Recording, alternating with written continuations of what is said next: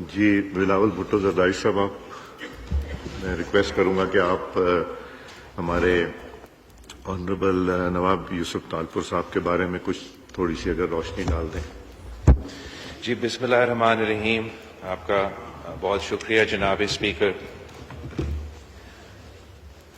نواب یوسف تالپور صاحب Pakistan Peoples party کی ضرور ہمارا ایم این اے تھا، مگر ہمارا جو تعلق نواب صاحب کے ساتھ تھا وہ صرف سیاسی نہیں تھا، ہمارا خاندانی تعلق تھا اور 3 نسلوں کا تعلق تھا جناب اسپیکر۔ نواب یوسف تالپور صاحب کا نام تو نواب تھا، مگر ان کی تربیت میں، ان کی سیاست میں، اس کے طریقہ میں جناب اسپیکر وہ نواب کی طرح تو نہیں چلتا تھا۔ جناب یوسف تالپور صاحب ایک عوامی سیاستدان تھا، ایک سیاسی کارکن تھا جس کا سیاسی جدوجہد اپنے جوانی میں اسٹوڈنٹ پالیٹکس سے شروع ہوا۔ نواب یوسف تالپور صاحب کی اصولی اور نظریاتی سیاست تھا جناب اسپیکر۔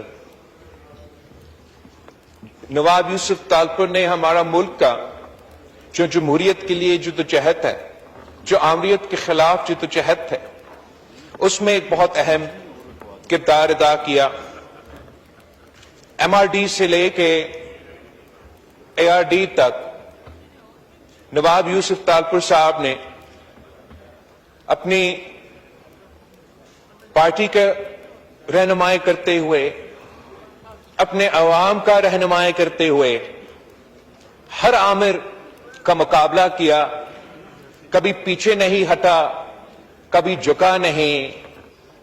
آپ کو معلوم ہوگا جناب اسپیکر کہ ان تمام مراحل پر پاکستان پیپلز پارٹی اور جو بھی جمہوری کارکن تھے، ان کے ساتھ جو آمرانہ دور میں حکومت کا سلوک ہوتا تھا وہ اب تاریخ کا حصہ بن چکا ہے، چاہے وہ جنرل ضیاء الحق کا آمریت ہو یا جنرل پرویز مشرف کا آمریت ہو۔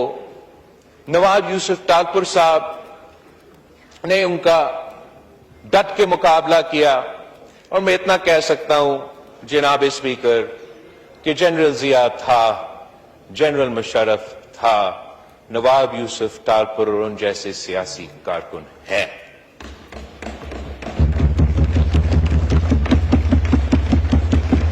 ضرور ہم آج یہاں نیشنل اسمبلی میں وہ خود موجود تو نہیں ہوگا، مگر میں نے سیکھا ہے نواب یوسف تالپور صاحب سے جناب اسپیکر، میرا سیاسی جماعت کے کارکن نے نواب یوسف تالپور صاحب سے سیکھا ہے کہ کس طریقے سے اب سیاست اصولوں کے لیے کرتے ہیں، سیاست نظریہ کے لیے کرتے ہیں، اور سیاست ایک مقصد کے لیے کرتے ہیں جناب اسپیکر۔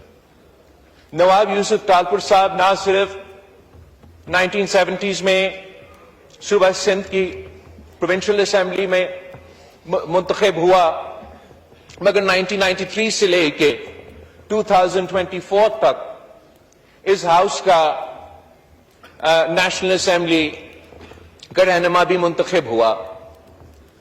آپ نیشنل اسمبلی کے تمام ریکارڈز اٹھائے جناب اسپیکر،